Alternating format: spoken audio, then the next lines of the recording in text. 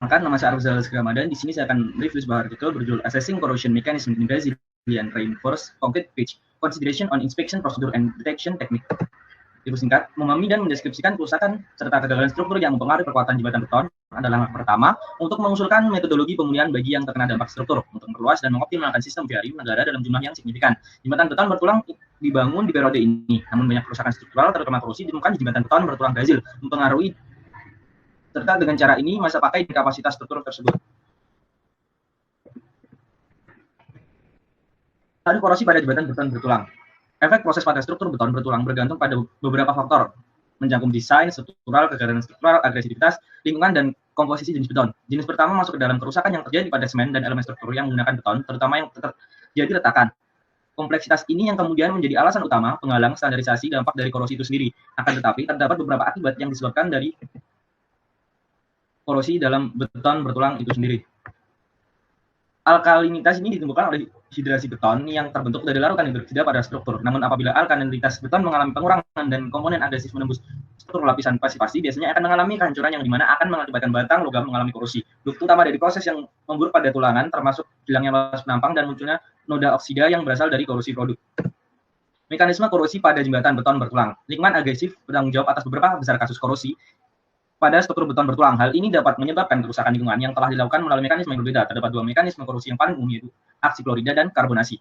Tindakan dalam merusak klorida telah dijelaskan dalam literatur yang dibuat secara khusus. Para ahli telah sepakat apabila ion klorida mulai bersifat korosif pada tulangan dan semen. Selain itu, awal dari korosi akibat klorida tidak terlalu dikenal kecuali ada pemantauan berkala terhadap laju klorida. Persoalan relevan dari analisis aksi klorida merupakan di mana ion mencapai struktur. Terdapatnya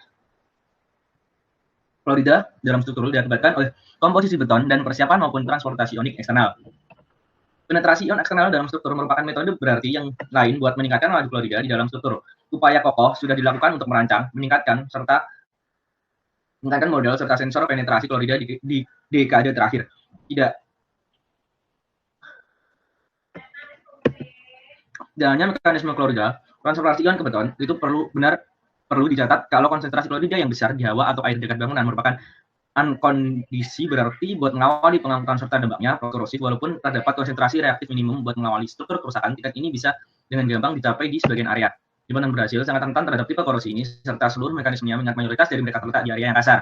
Walaupun dampak korosi yang diakibatkan oleh klorida sudah dikenal serta dipaparkan dengan baik, namun interaksi kimiawi yang menimbulkan korosi semacam ini masih belum jelas. Di sisi lain, mekanisme korosi tulangan bisa menciptakan perluasan pada beton, menciptakan eksposur tulangan, membolehkan depasifasi, serta meningkatkan korosi elemen-elemen ini.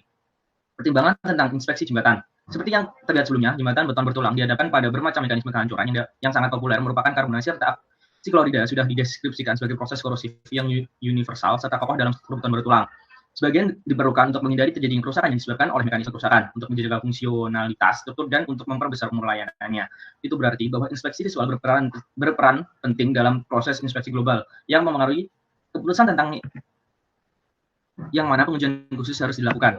Tetapi dalam banyak permasalahan perawatan, proses ini tidak mencukupi buat menghindari terdapat permasalahan patologis yang parah di struktur jembatan. Walaupun normalisasi Brazil tidak menggunakan verifikasi visual yang dibutuhkan dalam struktur jembatan, literatur spesial serta aplikasi metode sediakan catatan dengan sebagian aspek yang relevan buat diamati pada struktur jembatan, semacam tulangan eksposur, hilangnya kepatuhan antara beton serta batang, noda seperti oker di atas beton permukaan, serta sebagainya. Pertimbangan inspeksi bangunan. Bangunan juga dapat mengalami proses korosif yang kuat, mekanisme fisikokimia diantaranya sangat mirip dengan kerusakan jembatan. Namun setiap struktur memiliki masing-masing kekhasan yang harus diperhatikan. Misalnya, jembatan dan viaduk tunduk pada beban dinamis yang mempercepat kerusakan, sedangkan korosi bangunan sangat menarik karena tergantung dalam tinggi pada tingkat penyalahgunaan. Misal, kegagalan yang sering ditemukan baik di gedung maupun di jembatan adalah fase awal karbonasi dan dengan demikian intensitas proses ini akan bergantung pada berbagai faktor. Seorang dapat menemukan profil penyusunan yang sama di kedua struktur dan akan mendiagnosisnya sebagai jika ada asal yang sama. Pemeriksaan ini sangat berguna untuk mendeteksi perubahan besar pada struktur kondisi dan untuk menyimpulkan kerusakan lokal akhirnya, yang berarti bahwa itu akan memandu langkah-langkah berikutnya dan diagnosis akhir. Critical review. Menurut saya, jurnal menjelaskan cukup jelas dan rinci, dimulai dari latar belakang, topik yang dibahas, pengaruh hingga pembahasan mengenai bangunan yang ada. Dalam hal ini, penulis menyajikan informasi yang cukup jelas dan mudah dipahami. Namun ada beberapa kata dalam satu kalimat yang belum bisa saya pahami. Contohnya, walaupun normalisasi Brazil tidak dalam jurnal Auditor Robert et al. 2005. Jelaskan proses menganalisis dan mendeteksi korosi yang terjadi sehingga ini dapat membantu kita untuk memahami cara menganalisisnya. Selain itu, Selain itu, ada metode penelitian yang tersaji dalam model deterministik dan non-deterministik guna mengetahui perkiraan terjadinya korosi dalam jangka tahun. Dalam jurnal Basuki 2013 disajikan teori untuk mengamati kondisi beton tulangan yang dipakai sebagai struktur bangunan. Selain itu juga disajikan visual pengamatan yang dilakukan sehingga pembaca dapat dengan mudah membayangkan bagaimana keadaan struktur bangunan tersebut selain memperkirakannya dengan bangunan. Hasil dalam perhitungannya, uji coba pun dijabarkan dengan bahasa yang mudah dipahami dan dimengerti. Jika dimasukkan dalam studi kasus di Indonesia, pada tahun 2000 telah dilakukan uji coba pada jembatan di sekitar daerah Cirebon sampai Semarang.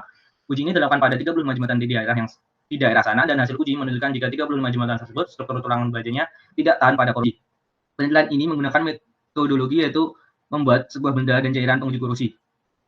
Pengujian tersebut berjalan selama 28 hari di laboratorium. Selain itu dilakukan uji coba lapangan dengan teknis mengukur pH air dan tanah, mengukur resistivitas tanah, air, beton, dan lain-lain, sehingga kesimpulan yang didapat dari hasil uji demikian untuk uji laboratorium mutu beton mempengaruhi proses korosi didukung dengan zat yang ada seperti CO2, NaCl, dan lain-lain. Sekian presentasi dari